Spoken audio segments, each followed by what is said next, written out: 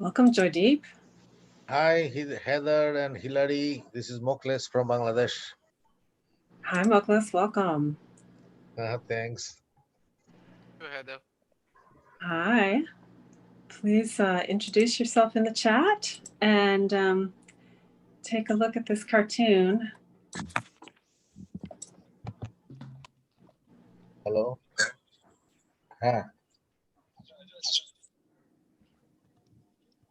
Welcome.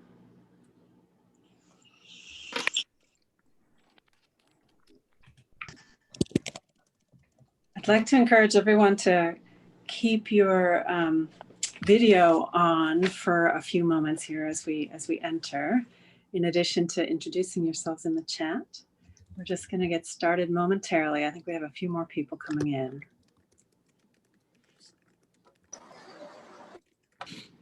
Welcome, Thea. Good morning. Hi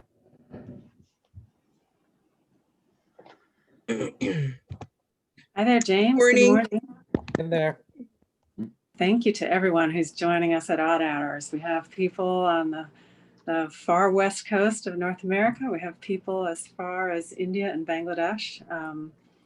And thank you all for joining.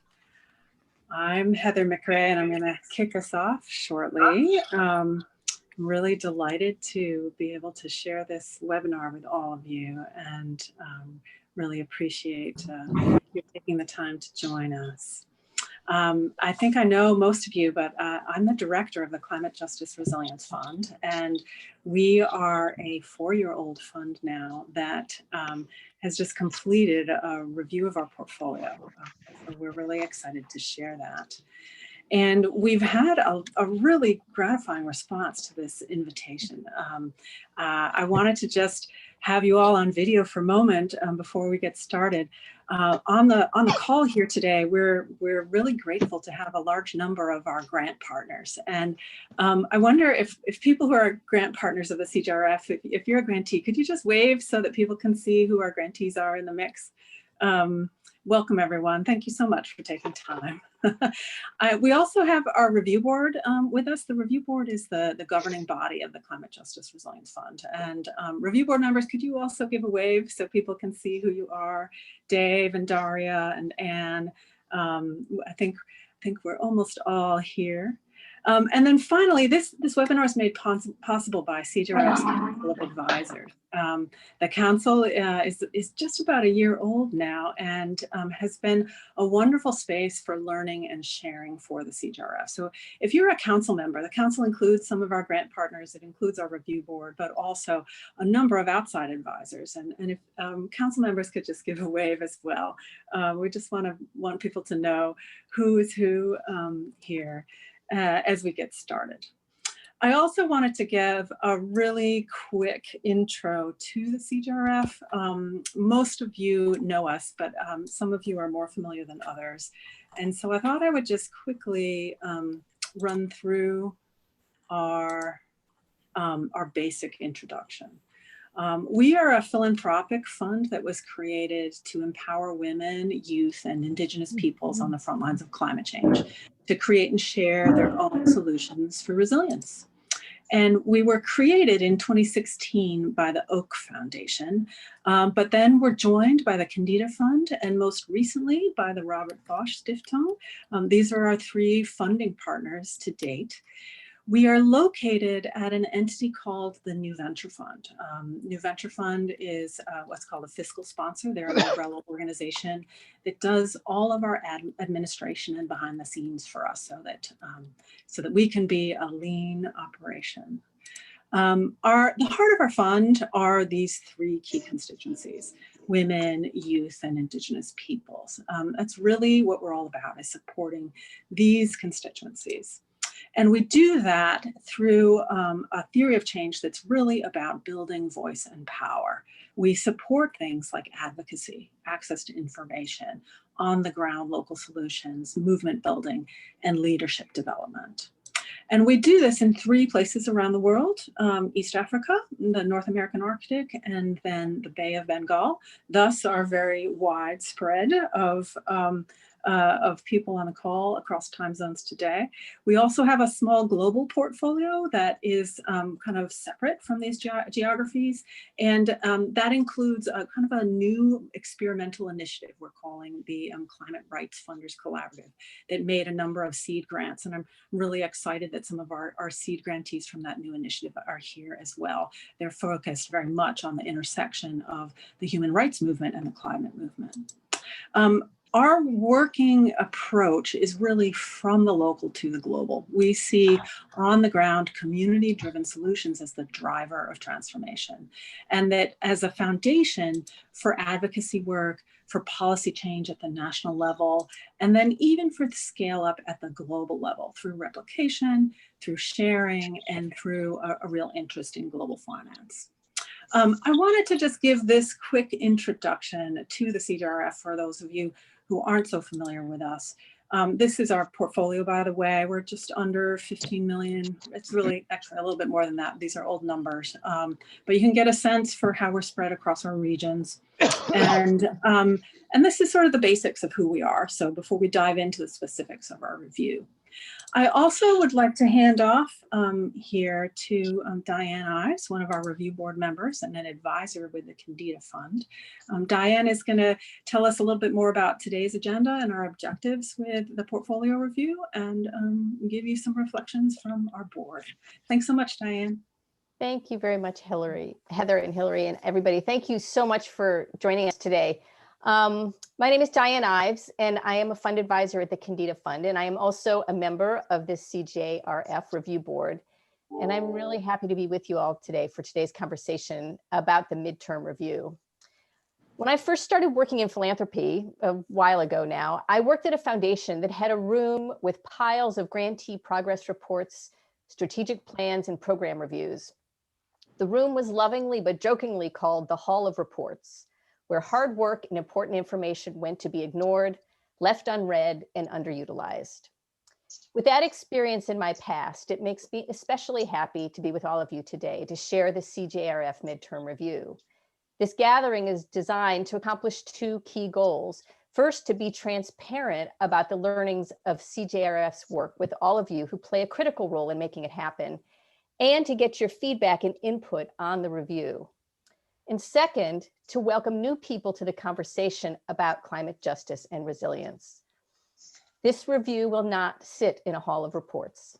Instead, it will help guide the review board in our deliberations and discussions in the coming years.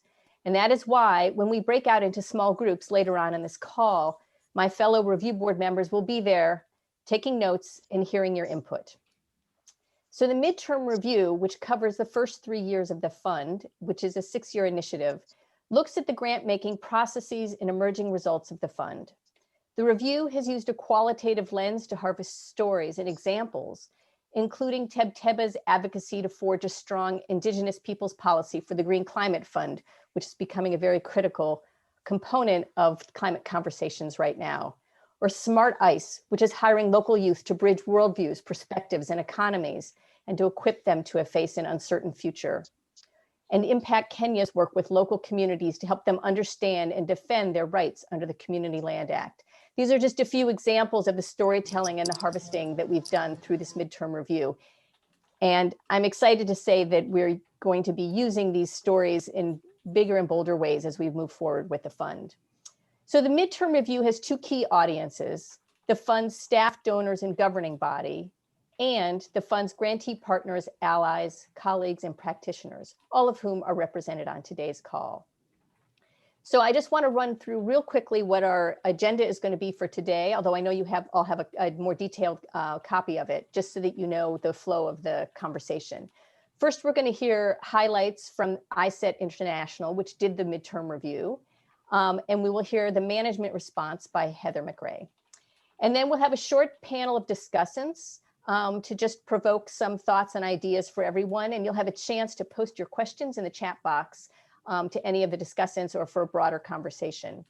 And we have carved out 25 minutes towards the end of the call to break out into small breakout rooms on Zoom with a chance to engage with us on your feedback and your questions and your observations. So I strongly encourage you to stay for those small breakout rooms. and then we'll all come back together for a quick wrap up from Heather. So I'm going to turn this back over to Heather to introduce the review team, and I'm looking forward to the conversation today. Thank you all so much. Thanks so much, Diane. I'm going to hand off here to Colleen McGinn and Chris Allen, who are with ISET International, and they led the review team that included a number of people from around the world that did this review. And I should say that they did this review right as the pandemic was unfolding in real time. Like I believe they had to revise their proposal to us after their interview, like as lockdowns were happening in key places around the world. And so there's been a lot of adapting happening in the course of this review. And I'm really grateful that in spite of this disruption, they were able to find ways to connect with a number of our partners and really talk to a wide range of folks to get some perspectives on our work. Let me hand off to Colleen and Chris to tell you a little bit more about how it went and what they found. Thank you, Heather. For those of you who I have not met, my name is Dr. Colleen McGinn. Good evening from Phnom Penh, Cambodia, and I was delighted to serve as team leader on this evaluation. I'm going to quickly walk you through some of the key points, the key findings, and the key recommendations about CJRF's important contributions to the climate resilience and climate justice arenas, and also what changes, what catalyze, what is happening on the ground as a direct result of the CJRF grants. So this review was conducted during April and August of this year, and it looked at both the CJRF strategy, its theory of change, and its grant-making processes, as well as looking at some of the emerging results that were happening on the ground across the portfolio. I did this evaluation together with Chris Allen, and we had 3 regional experts: Mizan Khan in the Bay of Bengal, Violet Matiru in East Africa, and David Gordon from the Arctic. Our key findings are that CJRF has a really important, compelling, and innovative portfolio. I'm going to be making a lot of comments about strengths and weaknesses as we go along this presentation, but what I really want to emphasize is that it's doing things right and it's doing the right things overall. So when we discuss critiques and opportunities for improvement, it should be understood within the lens of a strong and sound startup portfolio, and looking at opportunities to further strengthen and enhance it. We find that what we found is that after only a few years, there's signals of both initial impact, but also contribution towards long-term sustainable change. Some people come back and say, well, what are those signals and what is the long-term change? Very simply, quite a few of the funded projects are generating important and meaningful and sometimes transformative wins on the ground immediately. And these can include development projects with development impacts around sustainable livelihoods, climate resilience livelihoods, harnessing indigenous knowledge. The Arctic was very strong on that point, for example.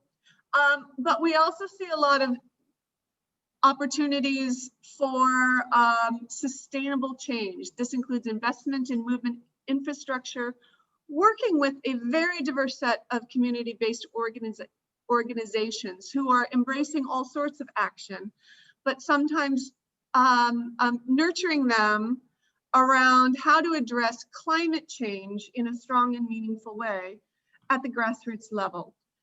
And also, finally, we think that CJRF is modeling what climate resilience means through a justice lens. And I think this is very, very important. My own background is primarily working with bilateral and multilateral donors. Everybody talks climate resilience, climate justice, mainstreaming, bottom up, but too often they're buzzwords. And I think some of the questions that the climate resilience community globally is struggling with is, what does this justice aspect really mean? And what does it look like on the ground? And we see a lot of that with CJRF.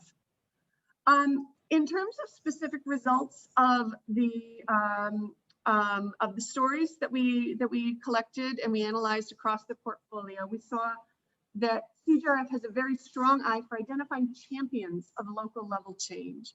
They're funding not just the right projects, but the right people. Really finding movers and shakers, people who have a very strong commitment and nurturing these leaders and their organizations. So it's not just an innovative project, it's finding the right leadership and developing it. Similarly, we find that CJRF has the right mix of different kinds of programs in a way that pulls together to make sense. While CJRF is committed towards systems change at many levels, we found that a lot of its strongest results were at the local level.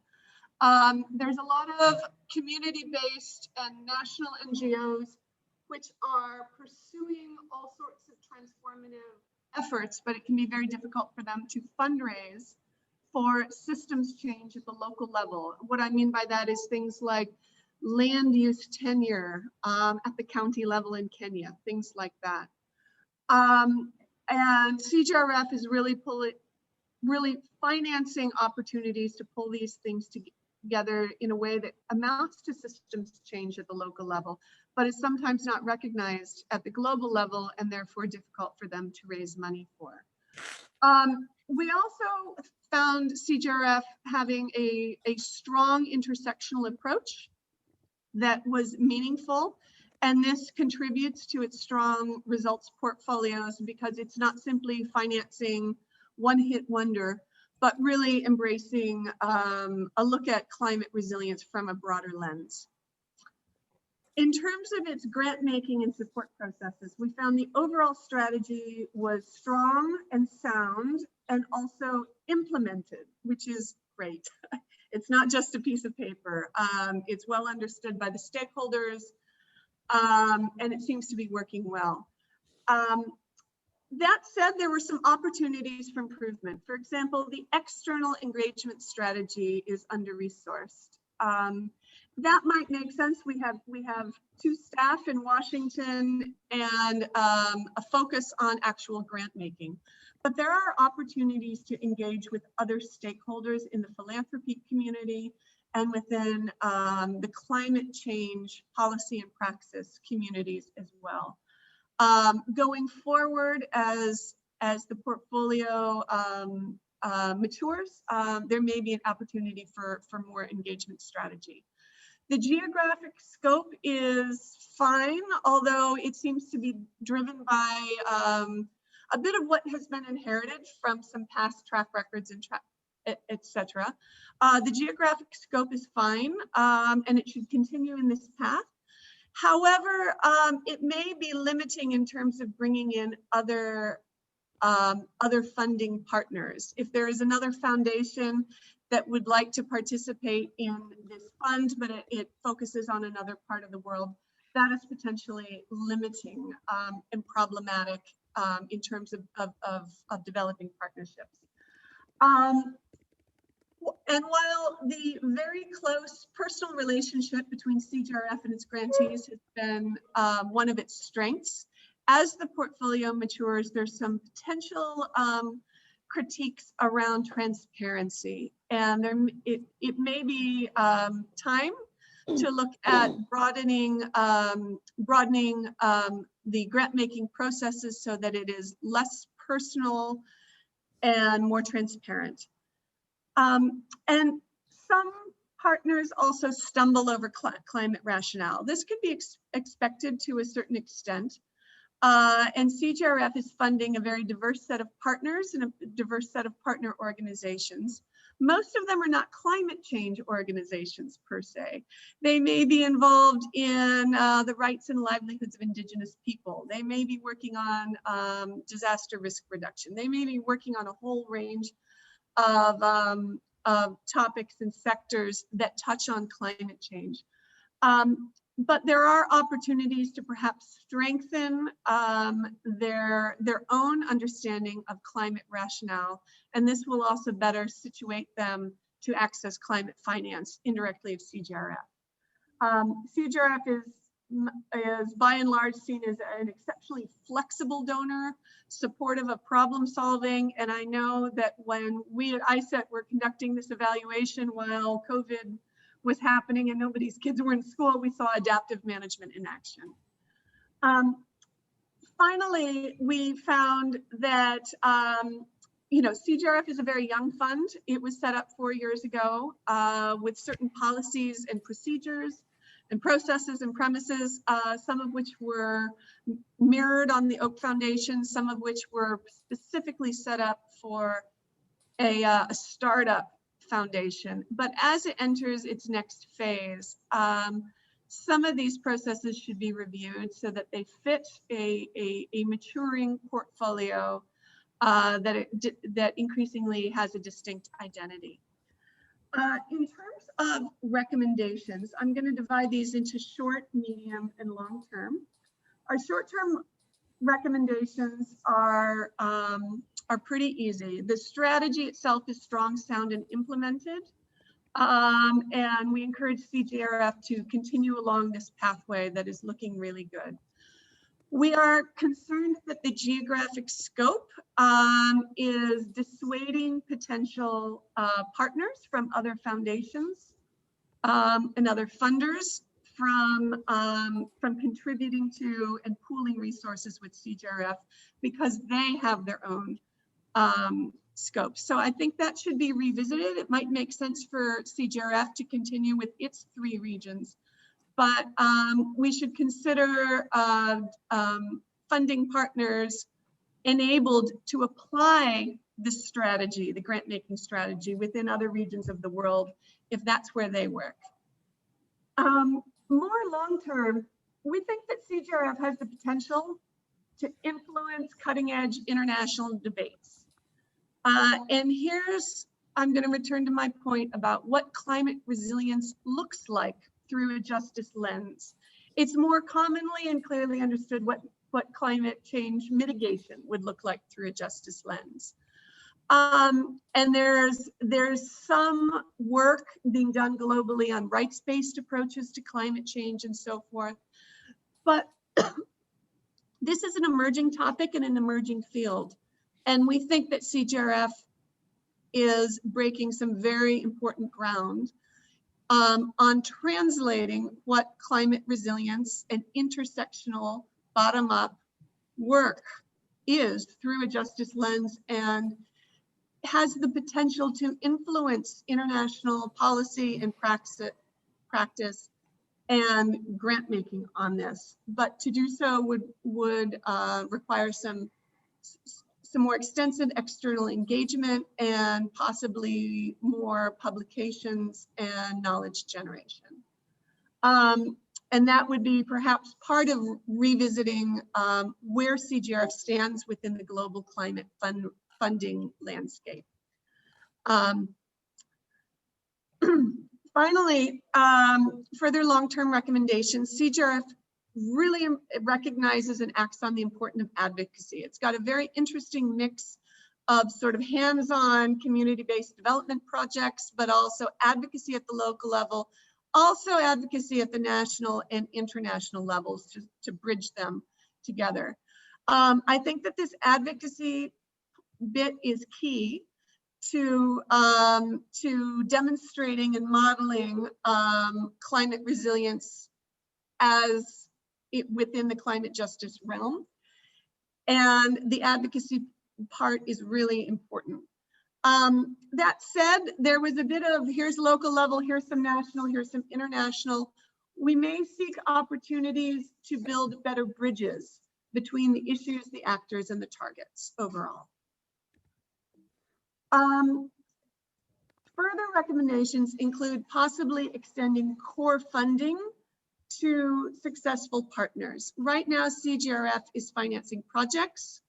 Some of these partners are strong and they've done great work with their projects, But as CJRF invests in things like movement infrastructure, it may be a very fruitful opportunity to provide them core funding so that they can do their own work, their own intersectional work, bringing pieces together rather than particular programs or projects. And finally, CJRF should continue to support its partners with the flexibility and personal attention that they're used to. But as I said, perhaps opening up the grant making processes so they're a little more transparent. Updating certain policies and procedures from its founding. It's time, it's outgrowing certain things. M&E could be strengthened as well, and M&E could perhaps go together with the recommendation to strengthen knowledge generation in order to harness it to advance an evidence base on climate resilience. And then finally, reviewing its own processes and structures to increase participation in grant making by partners, both the partners it funds and perhaps with other foundations. Thank you. Thanks so much, Colleen. I appreciate it. There's a lot to pack in here, and I am going to quickly go through some of the management response we've developed to this review and the recommendations. Can people hear me, and can you see my screen? Okay, thank you for the thumbs up there, Pablo. As I move into this management response here, I wanted to give a little bit of context for people. I believe Colleen mentioned this, but I wanted to share again that our current strategy runs from 2016 to 2022. And so we're beginning to think about what will follow on this CJRF.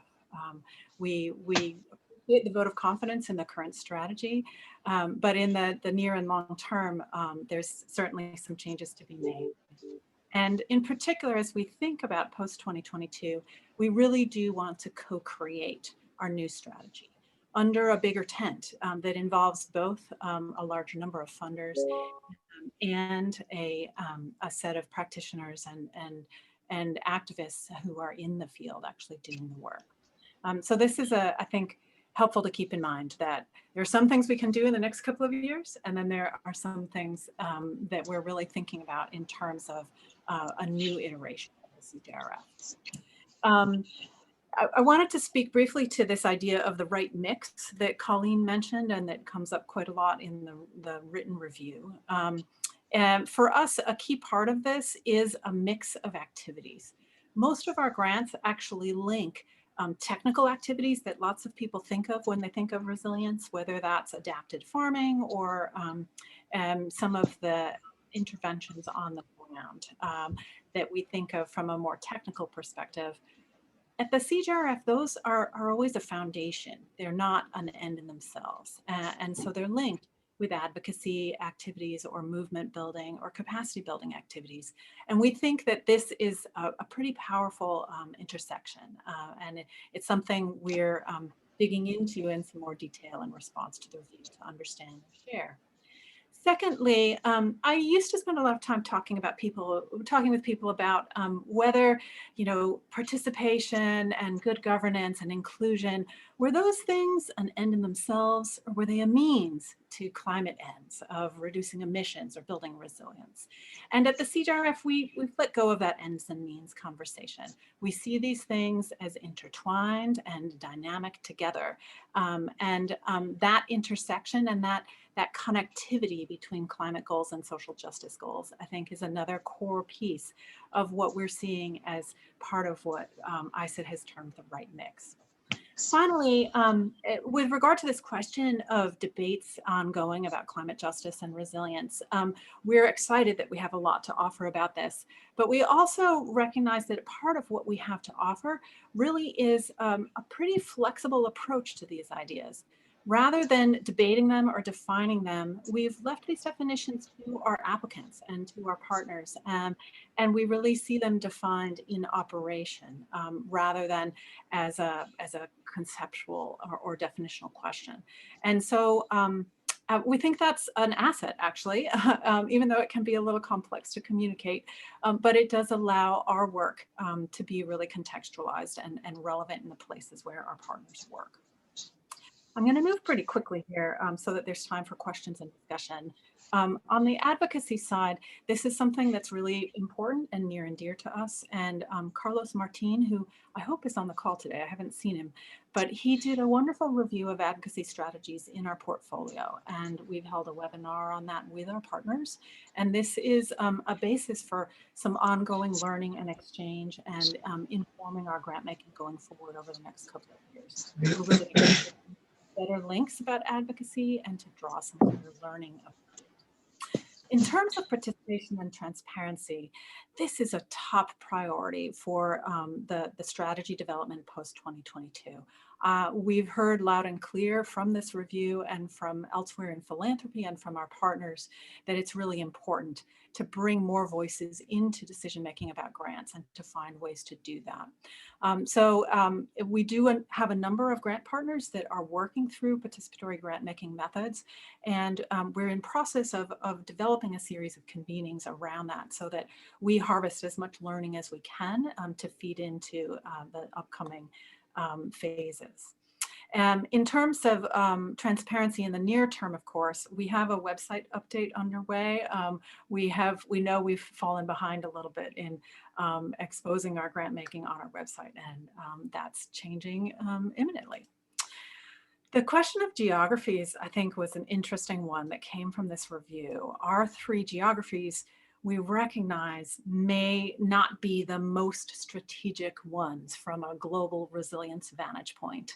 And this is a challenge that I know we are not alone in facing. Almost any fund has challenges thinking about where do we do this work on resilience, because frankly, the whole world needs resilience and it's relevant everywhere. We also really find that the intersection of social justice and human rights with climate change is relevant everywhere. There are people who are struggling, who are more vulnerable, who face differential vulnerabilities, and who bring different identities and assets to the climate challenge anywhere you go. And it's actually one of the most interesting things about bringing our North American geography into the same fund with our Global South geographies, is that you can see some of this relevance. But it does make us look a little bit random sometimes in terms of why did you choose those geographies? What we have done is developed a strategic framework that we think is broadly applicable. And when people ask me, well, could you expand? I say, yeah, sure. It would take some money. I figure between $3 to $5 million to get the CJRF started up in a new geography. But I think we could do it. I think it makes good sense. It's not a challenge from a strategic perspective so much as it's just an operational challenge. The external engagement question also is one that I'm really excited about, and I think this recommendation from our review came at a very good time. As I mentioned, our approach to external engagement is really about co-creation, especially when we think about what happens after our current funds are all expended in 2022. And we want to take that collaborative approach. We also are this year really investing in learning from the work that we've done, not only through the midterm review, but through additional convenings and conversations like this one today. And our Council of Advisors is a key space for that. So I'm really grateful to those of you who are members of that. We also have a learning program under development with our partners, and we've just recently hired Anna Williams, who's here today, to help coordinate that, so that we have more coherence amongst our webinars, that there's more of a thread to our learning, that we're generating really useful knowledge products. And I think we got a good start on that in the last few webinars with our council, but there's a great deal more to nail down and to share.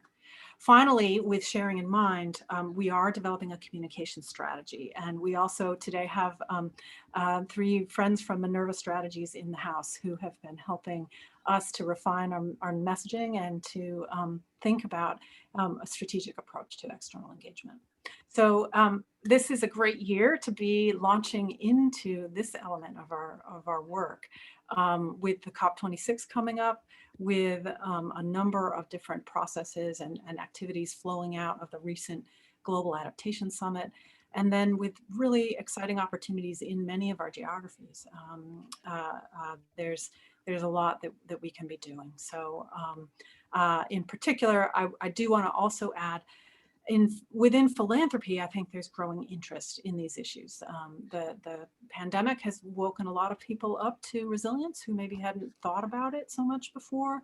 And then some of the real awareness of systemic injustices, both in colonial context, in racism context, the linkages are becoming clearer and clearer. And it's really gratifying that so many funders are starting to see that relevance of climate justice as a lens. So this is a quick flow through on our responses to this review. I would encourage anyone with questions to start putting them into the chat. I'm going to hand off to Rupa Mukherjee here, who is going to chair a quick panel of discussants, members of our Council of Advisors who have been peer reviewers on our on earlier drafts of the midterm review, and who have some remarks to share with you today. So Rupa, over to you. Thanks a lot, Heather. It's so wonderful to be back again on a CJRF webinar. And it's absolutely fascinating to see we have 97 participants today. We also have a great team of discussants who have looked at the midterm review. Heather, to put your questions for clarification in the chat, because there's been a lot of stimulation from the 2 presentations, and I'm sure there are lots of questions bubbling up. So please put them in also to the discussants we have for this session. And then we have a longer period of time in the breakout groups to also take your comments and your impressions into account. So please use the chat opportunity. And with that, I would invite Aragya, who's reviewed the report, to first introduce yourself in 1 sentence. No, that is challenging. And then to share your impressions about the midterm review. So over to you, Aragya. Thank you, Rupa, and good morning, good afternoon, good evening, everybody. So my name is Orko Sanaroy. I work with the Asian Development Bank, and I'm based in the Philippines, the other side of the world. Very happy to join this conversation today. I think I first would like to congratulate ISET colleagues for doing a brilliant job, but I would also like to thank the CJRF grantees for sharing their stories, because I think that's what is the heart of the evaluation. So thanks to all of them. I would like to share very quickly some perspective from my side, but of course, bear in mind that I work for development bank, so mandates are very different, the way we work is very different, so my perspectives are slightly also different perhaps from most over here. But the 2 key things which I found very interesting from the evaluation. One is, of course, the very niche of CJRF, the intersection of justice and resilience, and the very fact that you're trying to approach resilience through a climate justice lens is critical and should be continued because it allows us to look at the underlying drivers of vulnerability. And if we don't address those drivers, no resilience intervention will be successful in the long run. We know that. But this is also an intersection which most of the donors, I would assume, find difficult to fund because it's not so easy to fund. But saying that, I think since we recognize the underlying drivers of vulnerability are very closely related to larger developments, larger governance issues, I think there's a critical role that CJRF could play in moving forward is to advocate among the climate community and the climate finance community to increasingly start looking at underlying drivers of vulnerability being critical for the success of climate goals and actions. So the more we can narrow the divide between development and climate, I think it's critical moving forward. And potentially CJRF could play an important role in it. And the second point is about scale.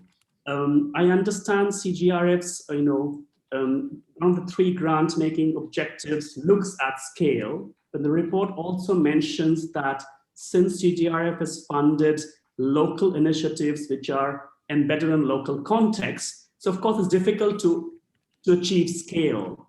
But I think it's important for us to revisit the definition of scale and try to sharpen it, because scale necessarily doesn't always mean geographical scale. You can do scaling up in form of political scaling up, where you're using a small initiative to influence a local policy, a local practice, which is equally critical as compared to geographical scaling up, or even functional scaling up. So I think it has a very important role to sharpen the concept of scaling up in the context of resilience and climate justice, which is equally required in larger discussions along with geographical scaling up. So I'll stop over here and over back to you, Rupa. Thank you. Yeah, I could see a lot of nods, Orgo, as you were talking. So 2 very important points. Thank you so much. I move over to Suranjana now. Suranjana Gupta. And with the same request to introduce yourself in 1 sentence and then to share your impressions about the midterm report. So over to you, Suranjana. Thank you so much, Rupa, and thanks to Heather. I'm actually substituting for my colleague who usually joins these meetings. But to begin with, let me congratulate both ISET for putting together this very interesting evaluation, and also for CJRF for bringing us together to sort of reflect on this. I think it's very interesting, the kinds of lessons that are coming out, and that we're getting an opportunity to collectively think about this is a very important step forward. I think I will just very briefly reiterate this important point about looking at climate resilience through a justice lens. I won't go into it in detail. Orgo has already done that. But I think that if we are talking about this idea of transformational change, which is, I think, at the heart of our discussion, because we're talking about empowering those who are from disadvantaged communities, whether they're poor, whether they're socially disadvantaged, politically lack voice, or whether they're indigenous people and so on. It's very important to look at how are we transforming their lives and looking at resilience through this idea of transformation. So I think that framing this and shifting the debate to ensure that both risk and resilience are redefined in ways that address climate justice is a very important thing. And I like very much also that Heather talked about how, rather than framing it up front, they're letting that definition emerge from action on the ground. I think that's very important also. The second point I want to bring up is around this multi-level advocacy, which was presented in the report, and that CJRF is doing a mix of these things. Now, for us, as I belong to the WIRO Commission, I didn't introduce myself. We are a global network of grassroots women's organizations working in the global south and in the north.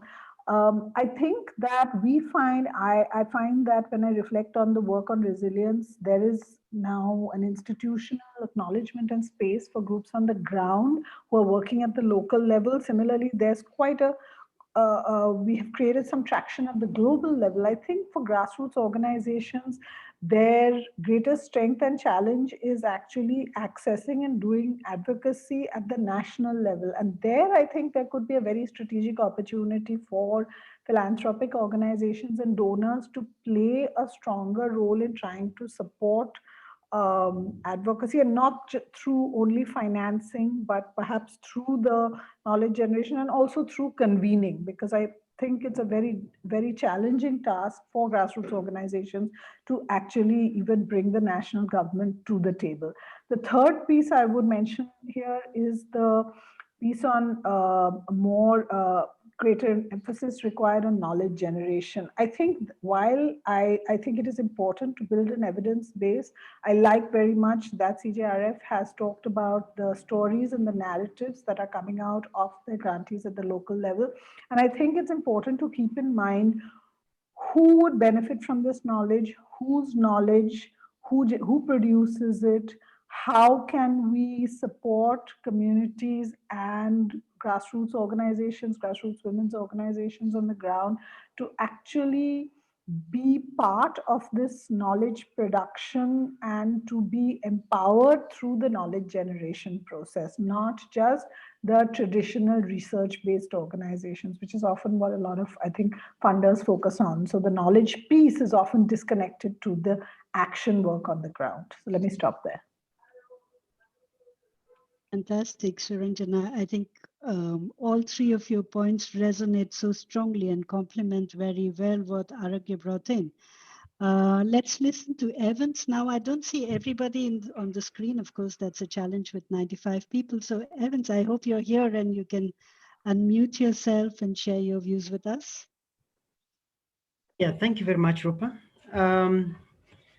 Good evening, good night, good morning, everybody, wherever you are. I also, like my colleagues, want to start by thanking the ISET team for doing such a good job. It's not always easy to do such an evaluation for a project that has components scattered all over the globe, and for the short time this project has been implemented by a very small team at the Secretariat, and yet so big results that have been achieved within the short time. So I congratulate the teams for that. And I also want to appreciate particularly the recommendations that they have made in this evaluation.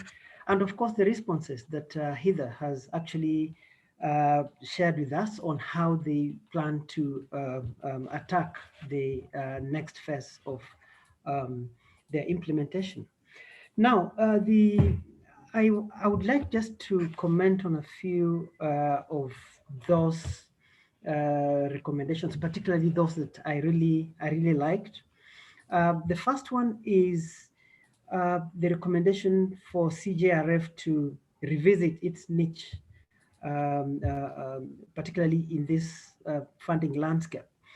Coming from the climate resilience and justice intersection kind of thing, it gives you a very unique platform to latch on your work going forward. There are very few organizations working in this, and we have opportunities that are waiting for you to link your findings to. For example, the UNFCCC negotiations, at the COP, we have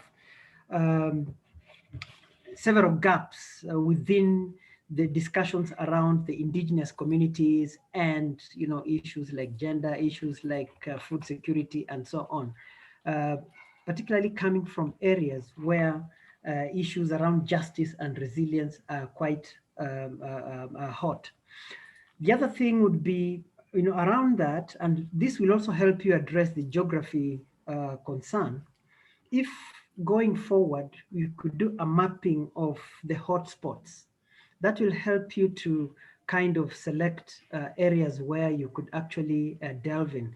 Where you're coming from, of course, we do understand the capacity of the Secretariat was quite limited, but if going forward, you can actually hang on to the courts of some of the advisors, perhaps, or a committee of a subcommittee of the advisors. They could actually support in some of this, in mapping out some of those hotspots. These could be areas that broadly bring together maybe, let me say, areas of very many or high population of poor people with a strong climate signal that, you know, overlays over each other, and of course, areas where we do not have many donors supporting work around climate resilience and climate justice. My second point would go to the question of grantee selection. I think this was well picked out, and I know that this is one area where issues around, you know, the institution may suffer credibility if it's not seen to be transparent in how they recruit some of the research grantees. And I think coming from where we've been, I know that the Secretariat, with the resources it had in terms of human resources and the budgets, it may not have been possible to go for big calls, of course, and, you know, elaborate concept notes and then narrowing down to proposals and so on. But going forward, you may want to perhaps adopt calls, which, you know, you may come up with some clear inclusion criteria that are communicated in advance with the guidelines to potential applicants. And of course, the Council of Advisors may come in at a later stage, perhaps also to support in part of the review process.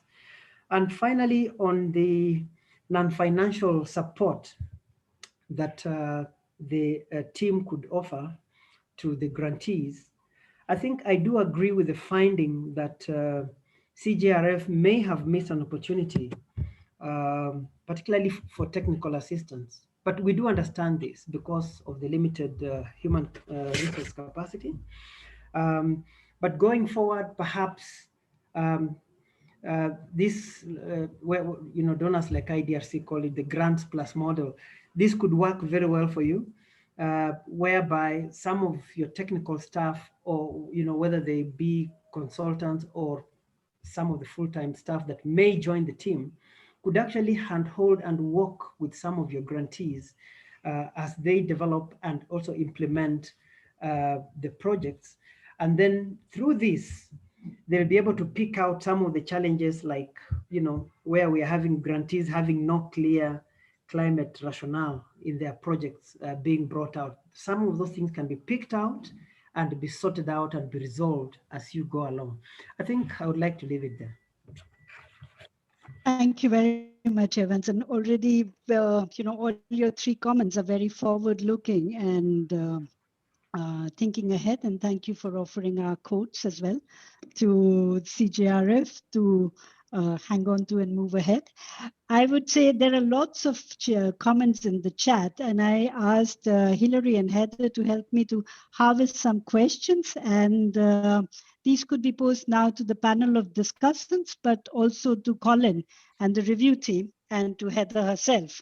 So could you share a harvest from there, Heather? Yes, unfortunately, there's a lot of questions and there's comments and there's brilliant ideas in here.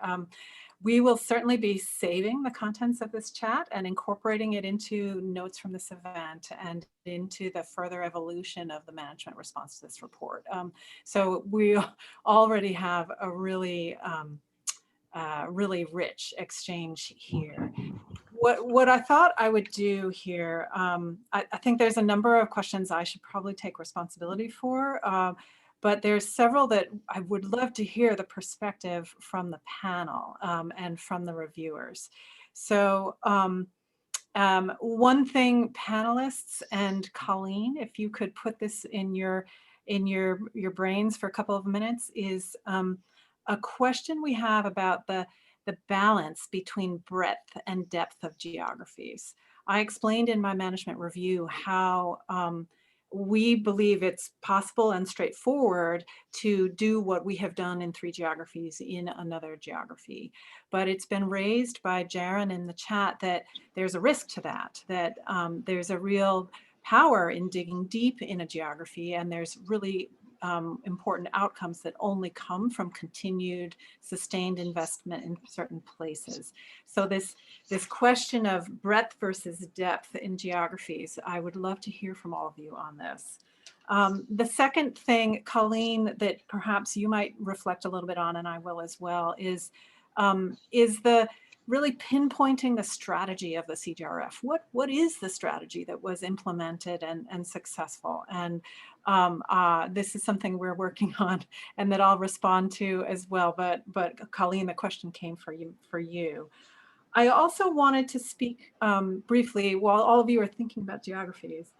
There were a lot of questions about learning and about relationships amongst our grantees. And I wanted to flag that the original vision for our learning program was to kick it off at the end of 2020 with a big in-person conference, and that we'd have all our partners come together and get to know each other in person.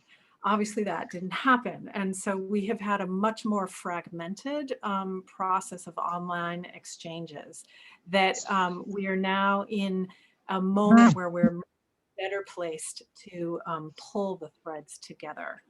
And so that is what Anna Williams has been hired to help us do. And our grant partners will be hearing from her and from the steering committee of grant partners that originally convened last spring to imagine our conference together, but now has been moving a little bit more slowly. So that's one thing to know. The second thing is about relationships, and this is something I am also fascinated by, is the relationships that could or have evolved amongst our partners. And I'd encourage all of you, when you're in breakout groups at the end of this event, to talk with each other about the relationships that you do have within the CJRF community and the ones that maybe would be fruitful to build out further. Pre-pandemic, we managed to host 2 regional convenings of our partners in East Africa and one of our partners in Bangladesh, and a lunch with our partners in Alaska. And there was some relationship development that came from this, but we know there's a great deal more that we can help to facilitate. And we'd love to find efficient ways to do that under the pandemic circumstances. In terms of, well, let me hand back to our panel. What do you all think about geographies? Colleen, what do you think about strategy? And other panelists, if you want to respond to anything you heard from each other or from the chat, your own perusal of the chat.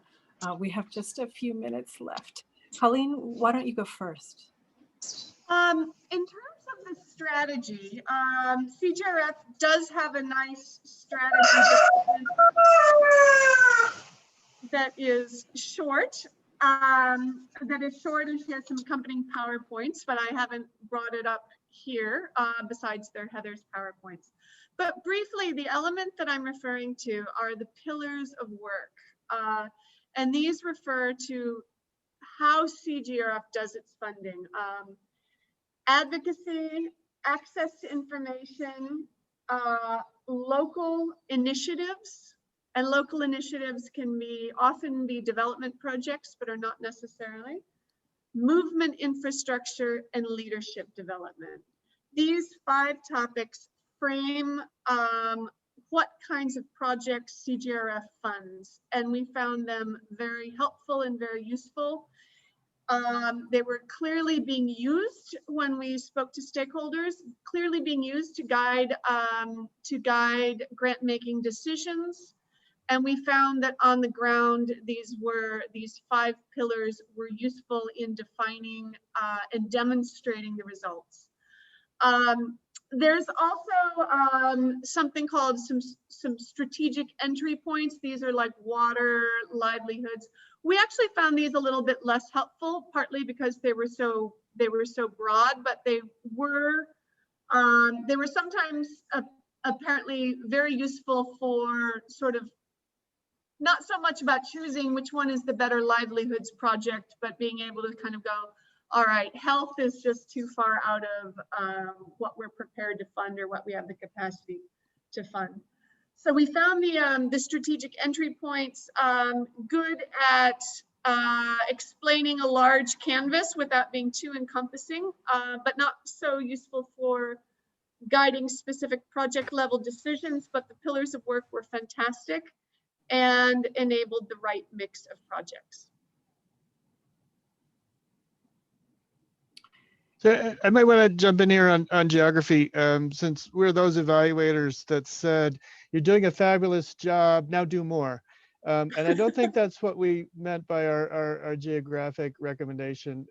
What we were suggesting is that it depends on how you envision what a foundation program officer is. Is it an expert who's responsible for every activity there, or is it someone who facilitates local partners to do what they do better and to help people learn? And I think the more we look at bringing in partners with other geographic relationships, other geographic expertises, and the more we build in a participatory sense of there's more than 2 women sitting in Washington who are generating all these ideas and deciding who to fund, then those geographic priorities actually become an opening rather than just a burden on already overtaxed staff.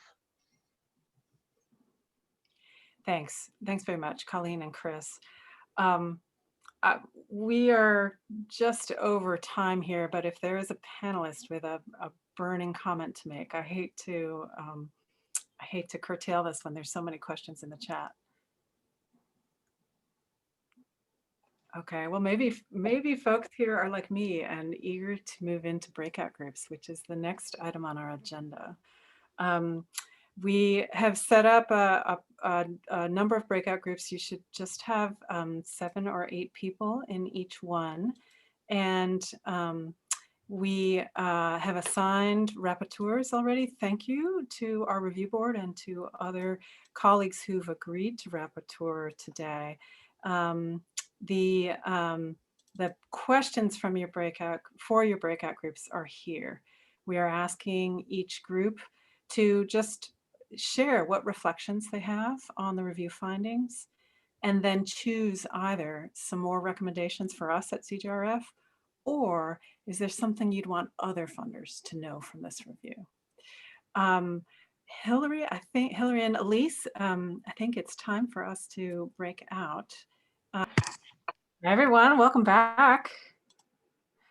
I'd encourage everyone to just use the chat, put an insight in there. Anyone who's got a thought, particularly if you were cut out of breakout groups mid-thought, go ahead and just put something in the chat so that we hear from everyone.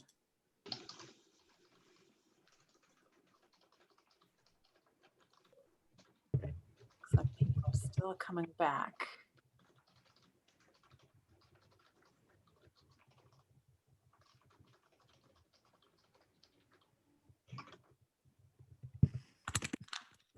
I hope everyone had as rich a conversation as my group did. Is there anyone, we wanted to just kind of popcorn out kind of quick and exciting insights. Is there anyone who just wanted to share something from their group? And don't be shy. I could, Heather, because that saves me the typing in the chat. So our group felt very strongly that the findings from this assessment need to go out and influence other donors, basically carrying the message that this process of bottom-up community-led climate change action is possible, and it can build on existing strong movements. This message needs to go out because everybody talks about community-led adaptation, but concrete approaches are somewhat lacking and people are looking for direction. So you have something great going, and the midterm review reports needs to be shared extensively. Thanks. Thanks. Who else has something they'd like to share verbally rather than in the chat?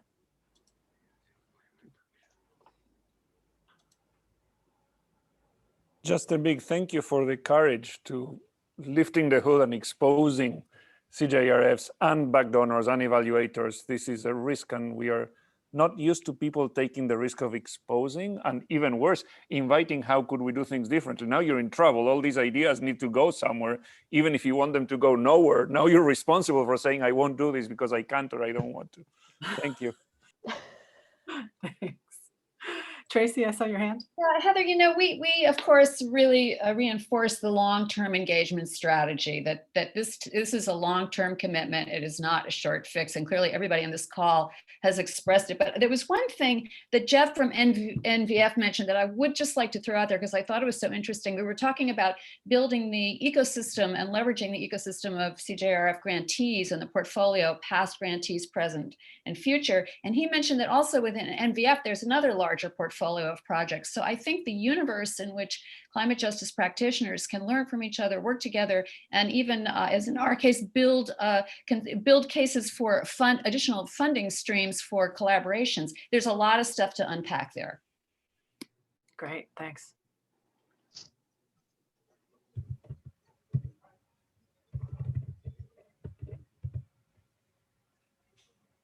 Yeah, comment here around systems change. What is systems change? What made it possible at local level? How do you work on that at larger scales? That's something, definitely an important question that comes out of this review.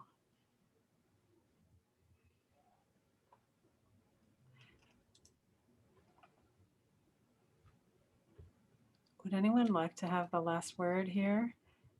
We've got just 2 more minutes. Well, Can I just say, this is Diane, that as a review board member, this has been super helpful. It is so valuable to get everybody's thoughts and perspectives and input and ideas. And Pablo, who was in my small group, yes, we actually did ask for the input because we want to do something with it. So I just am so appreciative of this time together.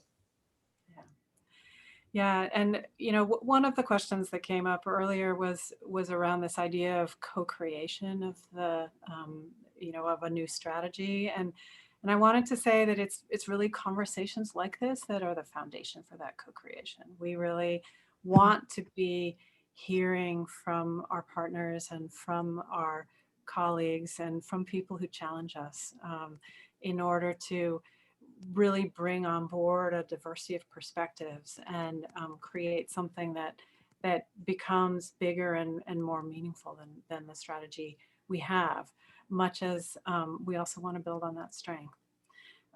So let me just close with really so much gratitude to our review board and to our funders, and then especially to our partners, the people who are really doing the work on the ground.